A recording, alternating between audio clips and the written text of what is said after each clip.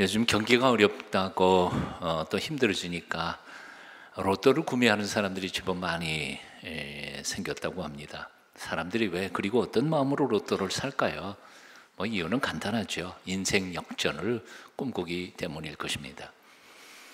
자, 그렇다면 질문해 봅니다. 로또에 당첨되면 인생이 역전될까요?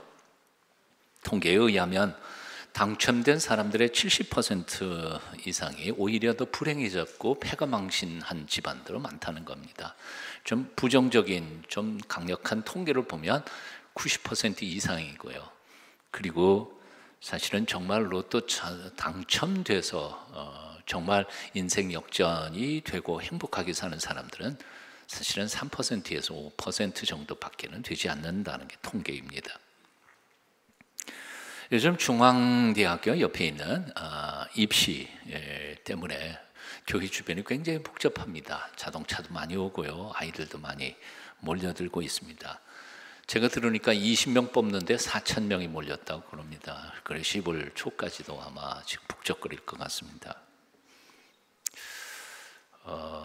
그 중에는 좋은 차, 벤츠나 BMW나 이런 차를 타고 부모님이 이렇게 데리고 와서 시험 보는 아이들도 있지만 거의 대부분의 아이들이 제가 얘기를 들어보니까요, 이 대학로에서 카페나 혹은 음식점에서 알바하면서 하루 밥 세 끼 겨우 먹으면서 살면서 꿈을 꾸고 있는 젊은 세대, 젊은 청년들이 제법 많이 있다고 합니다. 어떤 사람이 그러더라고요. 그 아이들 교회에서 가능하면 밥이라도 조금 대접해 주면 좋겠다, 그런 얘기들을 하는 사람도 있었습니다. 자, 4,000명이 몰렸습니다.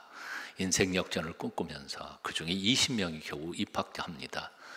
중대 20명 입학한 사람들 중에서 과연 몇 명이나 자기 인생에 그야말로 스타로 뜰 수 있는 기회가 있을까요? 놀라운 사실 하나를 오늘 이 아침에 여러분들에게 소개하고 싶습니다. 참된 인생의 역정은 로또 당첨이나 아니면 좋은 대학 가거나 결혼 잘해서 시작되는 건 아니라는 거죠. 한번 따라해 보실래요? 인생 역전의 기적은 하나님이 전문이시다. 뭔 얘기인지 지금 이해가 되시는 거예요? 인생 역전은 하나님이 하시는 일이지 사람들이 노력한다고 로또 당첨됐다고 되는 건 아니라는 거죠. 솔직히 말하면 성경 창세기부터 요한계시록까지에 등장하는 성경에 있는 인물들을 살펴보십시오. 반전의 반전, 수많은 반전을 통해서 역전시켜 가시는 하나님의 대단한 감격적인 드라마들이 바로 성경에 나오는 인물들의 드라마가 아닌가 하는 거죠.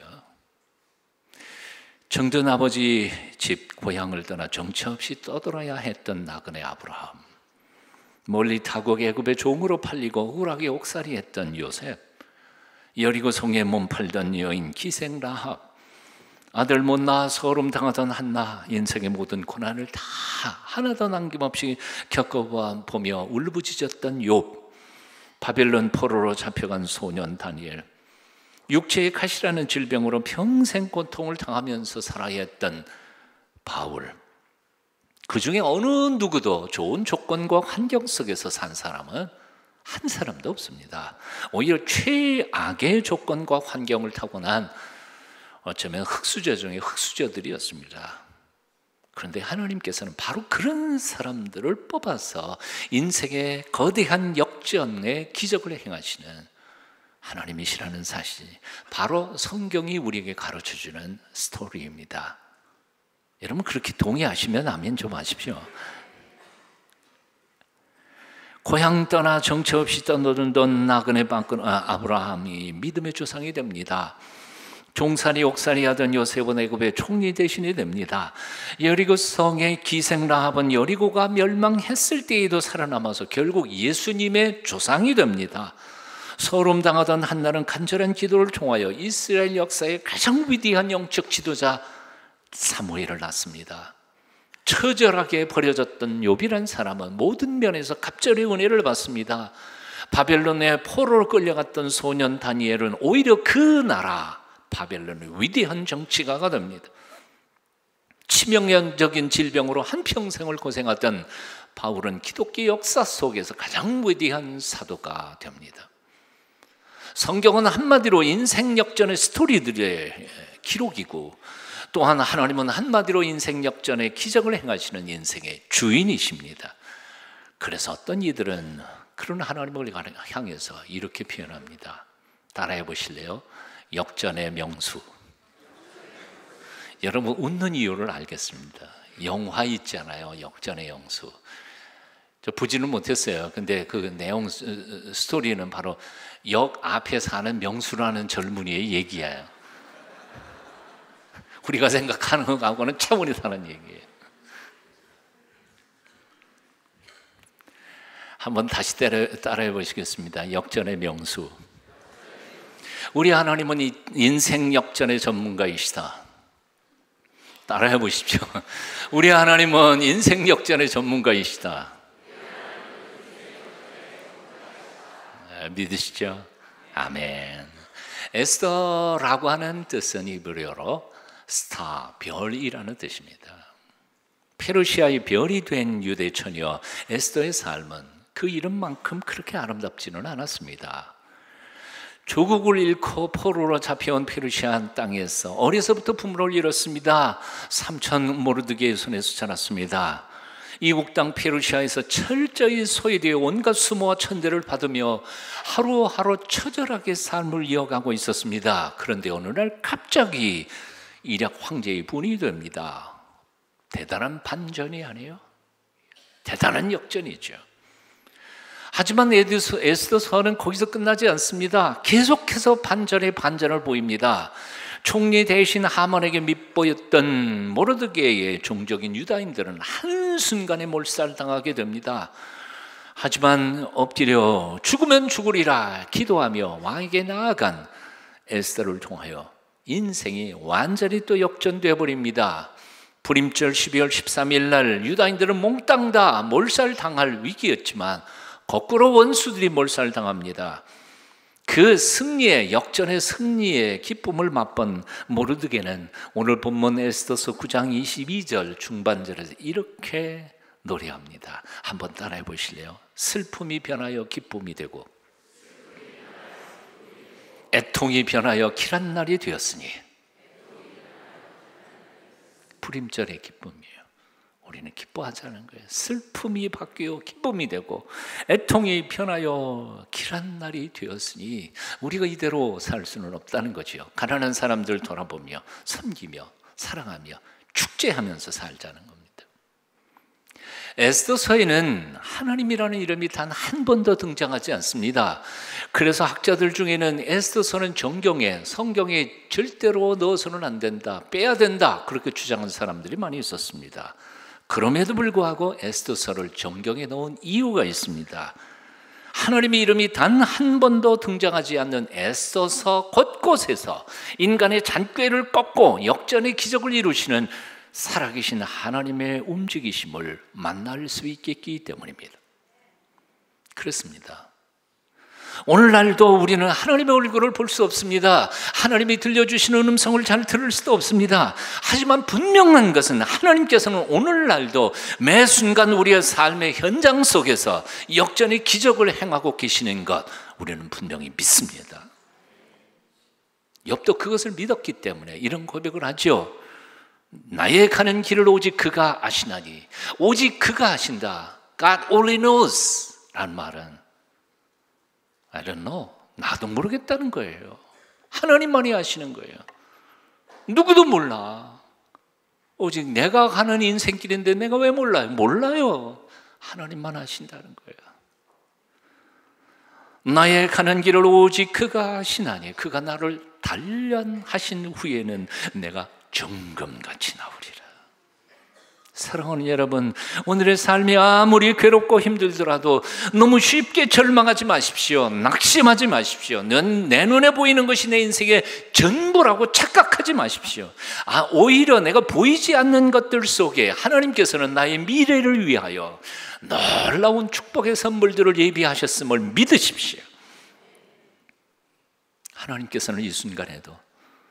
내 눈에는 보이지 않고 귀에는 들리지 않아도 너의 인생의 인생 역전을 위하여 일하고 계심을 믿으며 버티십시오. 옆에 있는 사람 얼굴 쳐다보시면서 버텨.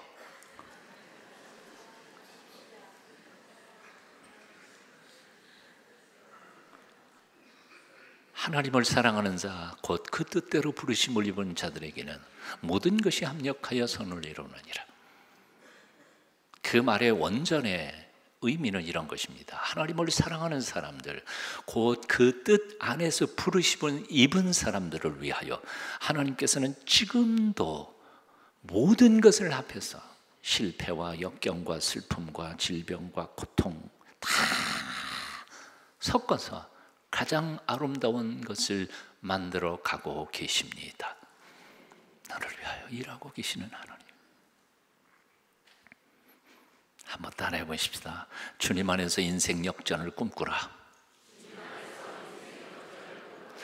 로또 사면서 인생 역전 꿈꾸지 말고, 시집만 나 잘 가면 인생 역전 될 거라 그렇게 생각하지 말고, 하나님이 역전의 명수이시니 그 하나님 안에서 절망하지 말고, 오늘 아무리 절망적인 상황이라 할지라도 그 하나님에서는 역전을 꿈꾸라는 말이죠.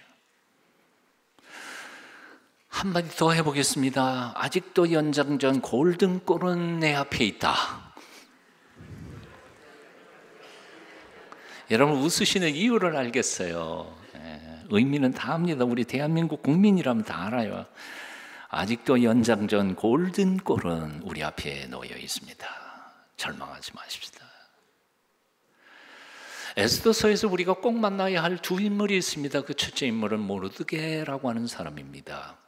그는 페르시아 제국에 끌려갔다가 고국으로 돌아가지 못한 어쩌면 낙오자였습니다.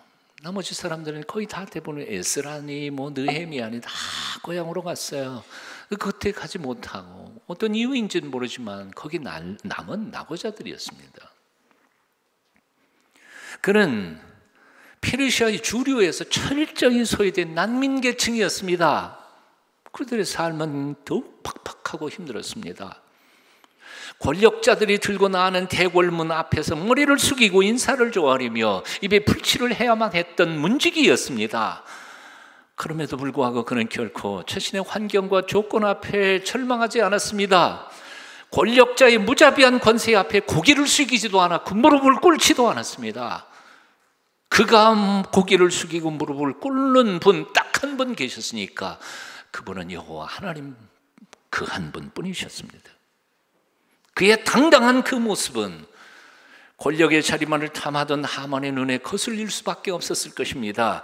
그래서 무력으로 그를 혼을 내보려고 하지만 말을 듣지 않자 하만, 그 비정한 하만은 바로 그 모르드게가 속한 유다인들을 몽땅 다 멸족시키기로 작성합니다.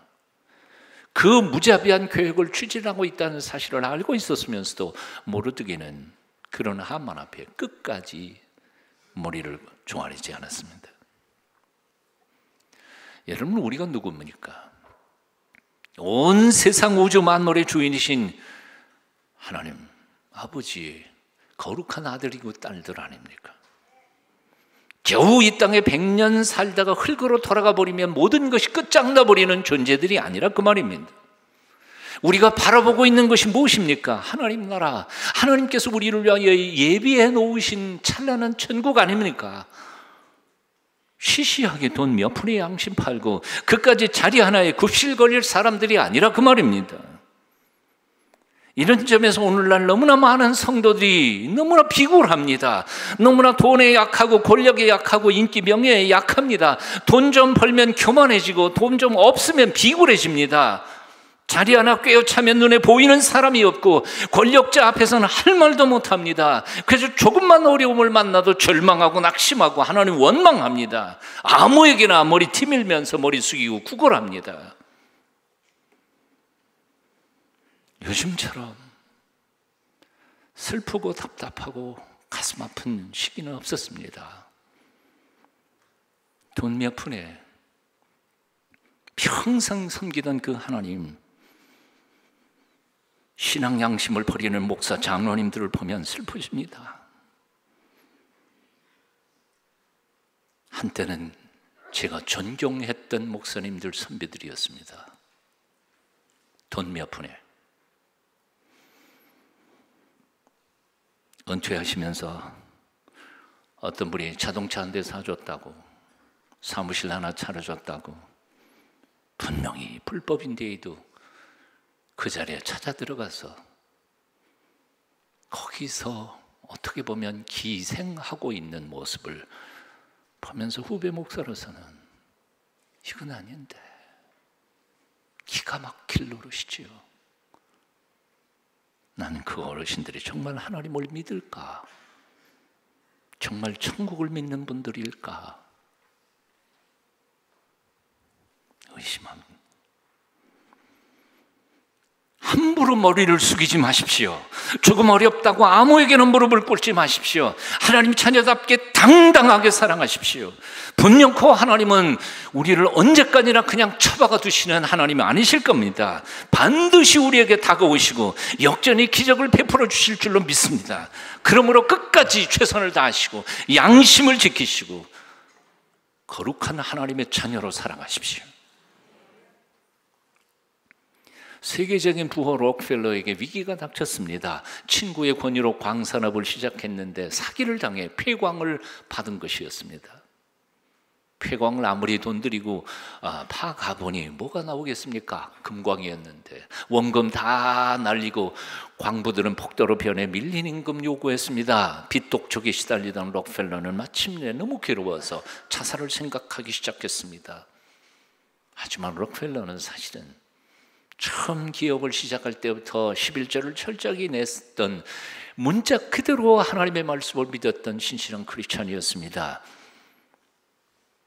황량한 폐광 속에 들어가서 엎드려 통곡하며 하나님 앞에 기도하기 시작했습니다. 하나님의 말씀은 1.1획도 틀림이 없음을 믿었습니다. 그리고 그 말씀대로 사느라고 노력했습니다. 그런데 왜 이런 시련을 내게 주십니까? 하나님, 살아계심을 오늘 제게 보여주시면 안 됩니까? 통곡하며 기도하는데 마음속 깊은 곳에서부터 이런 위로의 음성이 들렸습니다. 때가 되면 열매를 거두리라. 더 깊이 파라. 쏘가서 받은 폐광, 금은 하나도 없는 그 금광에 땅을 더 깊이 파라는 음성이 들렸습니다. 이 말씀을 믿고 폐광을 더 깊이 파기 시작했습니다. 모두들 록펠러가 미쳐버렸다고 수군거리던 어느 날 갑자기 그 황금 대신에 검은 물이 분수처럼 공중으로 솟구쳐 올랐습니다. 그게 석유였습니다. 자살 직전의 록펠러, 금이 아니라 검은 금, 석유로 인생을 역전한 이야기입니다. 휴턴이라고 하는 사람은 이런 글을 썼습니다. 제가 조금 읽어볼게요. 조금만 더 참아보십시오. 하나님께서 버리시지 않는 한 이 세상 저 모퉁이를 돌아서는 순간 당신이 짐작도 못했던 놀라운 일이 당신을 기다리고 있을지 어찌합니까? 아멘 좀 할까요? 조금만 더 참아보세요.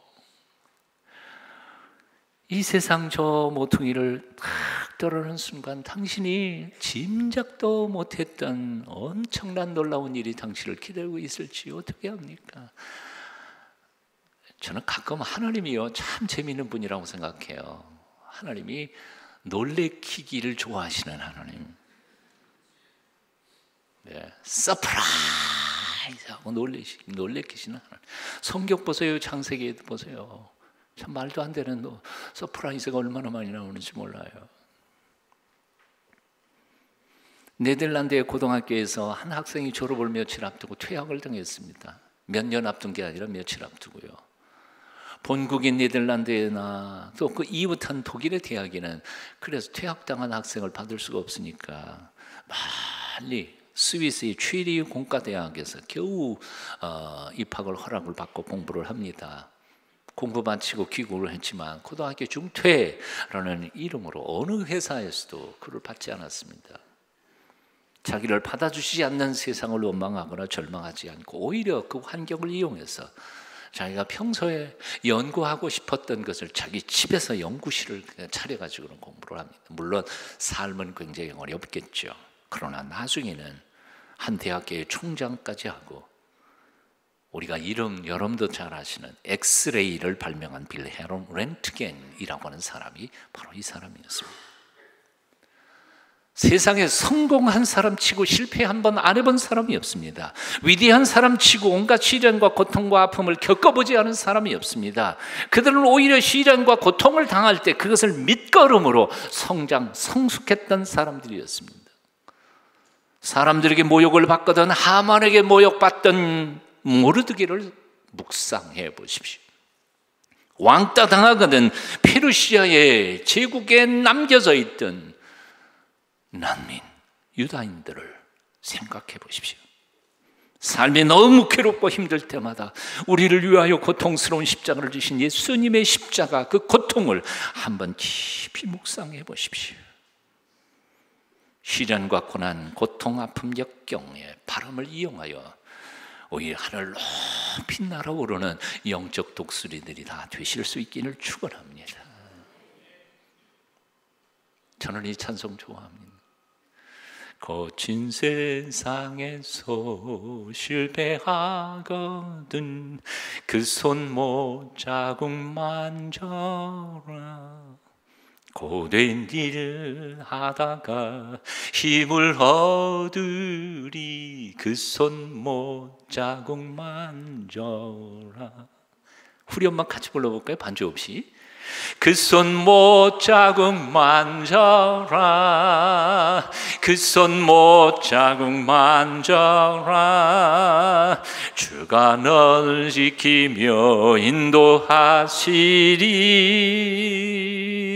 그 손못 자국 만져라. 에스더서에서 우리가 만날 두 번째 인물이 있습니다. 다름 아닌 페르시아의 별 에스더입니다. 위기를 만났을 때 그 여인이 보여준 죽으면 죽으리라 하는 담대한 용기와 불타는 기도입니다. 실로 하만이라고 하는 총리는 비정하고 간교한 사람이었습니다. 유대인 한 사람 모르드게의 개인적 감정을 가지고 유대인 전체를 몰살시키려고 하는 참 상상할 수 없는 이상한 사람. 엄청난 음모를 꾸미고는 학살할 날짜를 제비 뽑아서 정합니다. 그 제비라는 뜻이 그래서 불임이고, 그래서 불임절이라는 게 생겼습니다. 한 민족을 말살하는 날을 제비를 뽑아서 운명에 맡기는 참 이상한, 히틀러하고 비슷한 사람인 같은 거지. 왕의 제가를 받은 공문을 전국 각도에 보냅니다. 12월 13일 날 유대인이라면 남녀노소 할 것 없이 몽땅 다 죽여라 하는 명령서가 발송됐습니다. 그 절체절명의 순간에 에스더가 한 일이 있습니다. 기도입니다. 당신은 가서 수산에 있는 모든 유대인들을 모으소서. 먹지도 마시지도 말고 나를 위해 기도해 주소서. 나도 3일을 금식하고 기도하리다. 그리고 죽으면 죽으리이다 하고 왕 앞에 나아가리이다. 에스더의 결단입니다. 절박한 위기를 만나서 무슨 일을 하십니까? 힘들 만한 사람 찾아다니십니까? 돈 구워줄 만한 사람에게 애걸 합니까? 영업사원이 어느 회사에 물건을 팔고 싶다면 누구를 찾아가야 할까요? 수의 찾습니까? 사장 부인 찾습니까? 비서 찾습니까? 아니요. 그 문제의 결정권을 가지고 있는 담당자를 찾아가야죠. 주변 사람은 아무리 찾아도 의미 없어요. 우리 인생사의 결정권을 쥐고 계신 분이 누구십니까? 하나님 아닙니까? 하나님을 만나기 전에는 그 하나님께서 나의 문제에 결제하시기 전까지는 우리의 노력과 수고가 다 헛수고일 수밖에 없다는 사실을 우리는 잊지 말아야 합니다. 솔로몬 왕은 이렇게 표현했습니다. 여호와께서 집을 세우지 아니하시면 우리의 세우는 자의 수고가 헛되고, 여호와께서 성을 지켜주시지 않으시면 파수꾼의 경성함이 어사로다. 위기를 만났을 때 위기를 극복하기 위해 온갖 노력을 다 하십시오. 동원할 수 있는 모든 자원을 다 동원하십시오. 모든 도움이 될 만한 충고를 다 들으십시오. 하지만 그 모든 노력이 인생의 주권자이신 하나님 앞에 엎드려 기도하는 것보다 앞서지 않게 하십시오. 기도보다 앞서서 한 모든 일들이 과연 성취될 수 있을까요? 최종의 인생의 결정권자는 하나님이시라는 사실을 인정하십니까? 그렇다면 그분 앞에 먼저 무릎을 꿇으십시오. 예수님께서 십자가를 앞에 두고 겟세마네 동산에서 깊이 기도하시던 모습을 히브리서 5장 7절은 이렇게 기록하고 있습니다. 그는 육체에 계실 때에 하나님이셨지만 인간의 육을 입고 이 세상에 오셨을 때에 라는 말이죠. 죽음에서 능히 구원하실 이에게 하나님께 한번 따라해 보실래요? 심한 통곡과 눈물로 간구와 소원을 올렸고, 예수님이 기도하시던 장면을 히브리서 기자는 이렇게 표현했어요. 심한 통곡과 눈물로 하나님 앞에 간구하고 소원을 아뢰었다. 그러니까 하늘아버지께서 들어주셨다. 기도 장난 아니에요. 취미생활 아니에요. 시간 나면 해도 되고 안 나면 안 해도 되는 게 아니에요. 기도는 노동 중에서도 가장 큰 노동이에요. 친히 하나님이신 분이 인간의 몸을 입고 이 세상에 오셨을 때, 기도할 때 심한 통곡과 눈물로 아버지 앞에 기도하셨다면 우리 같이 연약한 존재들이야말로 얼마나 간절히 하나님 앞에 매달려야 할까요? 그렇게 기도해 놓지도 않고 응답 없다고 불평만 할 겁니까? 새는 날개가 아무리 무거워도 그것을 떼어버리지 않는다. 왜냐하면 그 무거운 날개 때문에 날아오를 수 있기 때문이다. 배는 돛이 아무리 무거워도 그것을 잘라버리지 않는다. 왜냐하면 그 돛이 있어야 앞으로 나아갈 수 있기 때문에. 기차는 화통이 아무리 무거워도 그것을 끝까지 달고 다닌다. 왜냐하면 그 화통이 없이는 1m도 전진할 수 없기 때문에. 비행기는 날개가 아무리 무거워도 그것을 작게 만들려 하지 않는다. 왜냐하면 그 날개로 인하여 높이 날아오르기 때문에. 우리에게 있어서 기도는 새의 날개입니다. 배의 돛입니다. 기차의 화통입니다. 비행기의 날개입니다. 떼어버릴 수 없는 것들입니다. 잊어버리지 말아야 합니다. 사무엘은 이스라엘 백성들에게 이렇게 말했습니다. 나는 너희를 위하여 기도하기를 쉬는 죄를 여호와 앞에 결단코 범하지 아니하리라. 아주 오래전 이야기입니다. 어려움을 당하고 있는 가정을 신방하고 말씀으로 위로하려고 찾아갔습니다. 그랬더니 그 집 가장이 소리치면서 이렇게 말했습니다. 아니 목사님, 왜 불난 집에 부채질하세요? 그렇지 않아도 지금 모든 일이 뒤틀려서 마음에 갈피를 잡을 수 없는데 왜 목사님까지 와서 이렇게 복잡하게 만드십니까? 기도하고 뭐고 다 필요 없으니까 제발 좀 나가주세요. 쫓겨났어요.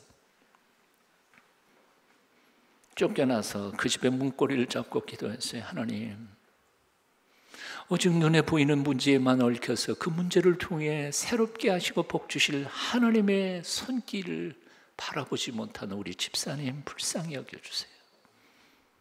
그 마음 열어주세요. 나이 든 사람들은 아마 그 이름을 알 겁니다. 홍수환이라는 복서이죠. 권투 선수. 4전 5기 4번 다운됐다가 5번째 다시 일어나서 상대를 쳐서 그래서 이긴, 이 4전 5기의 신화를 쓴 역전의 복서 홍수환에게 어떤 기자가 물었습니다. 4번이나 다운당했을 때 무슨 생각을 하면서 5번째 일어났습니까? 그랬더니 홍수환 선수가 이렇게 대답했더라는. 생각은 무슨 생각? 아무 생각 없었습니다. 그냥 평소에 훈련이 됐으니까 그냥 용수철처럼 일어난 것뿐이지. 그 말이 진리 아니에요. 평소에 훈련된 몸이 아니고는 용수철처럼 일어날 수 없어요. 핍박과 시련과 역경과 고난을 당한 순간에 무슨 생각이 들어요? 무슨 믿음이라도 있겠어요? 아무것도 없어요. 평소에 기도하던 훈련된 몸을 가진 사람만이 그냥 일어나서 평소 하던 대로 그냥 하다가 보면 역전의 승리를 걸 수 있는 거지. 사랑하는 여러분, 여러분과 제가 기도로 훈련된 몸을 갖추게 되기를, 그래서 7전 8개의 역전의 명수들이 되기를 축원합니다. 오늘 찬양 한 곡 듣고 제가 기도 마치겠습니다.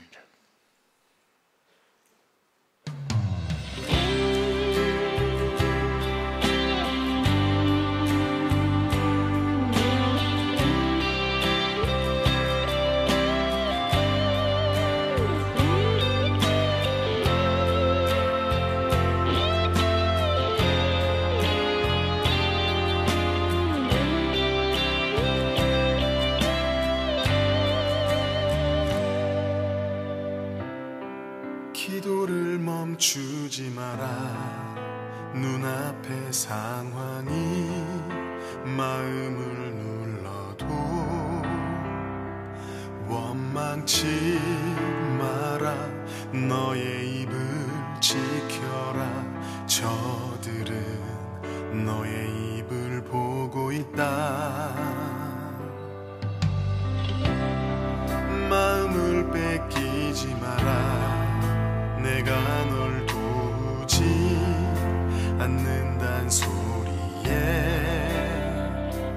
너의 모든 게 불리해도 너는 기도를 계속해라. 너 기도를 멈추지 마.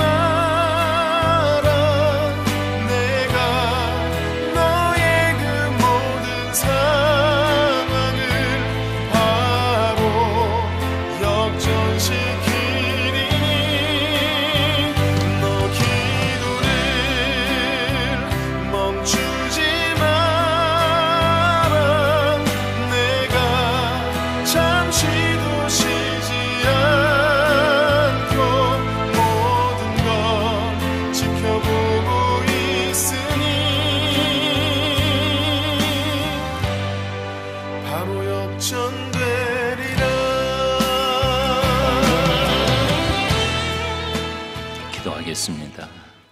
우리 삶에서 역전의 기적을 일으키시는 하나님 아버지를 찬양합니다. 오늘도 우리의 구체적인 삶의 현장 속에서 감격의 역전을 경험하며 살아갈 수 있도록 우리를 도와주시옵소서. 예수님 이름으로 기도합니다.